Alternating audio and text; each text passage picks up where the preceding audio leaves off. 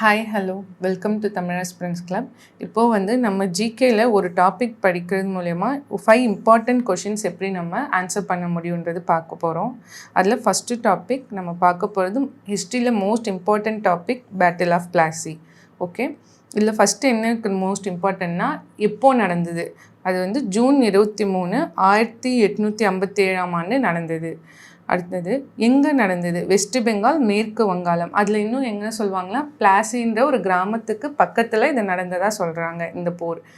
அடுத்தது யாருக்கும் நடந்ததுன்னா பிரிட்டிஷ்க்கும் முகலாயர்களுக்கும் நடந்தது, முகல்ஸ்க்கும். அதில் பிரிட்டிஷ் தரப்பில் யார் இருந்தாங்கன்னா ராபர்ட் கிளைவும், முகலாயர்கள் தரப்பில் யார் இருந்தாங்கன்னா சுராஜித் தௌலாவும் இருந்தாங்க. இந்த போரின் முடிவில் யார் வெற்றி அடைகிறாங்க அப்படின்னு பார்த்தீங்கன்னா பிரிட்டிஷ் வெற்றி அடையுது.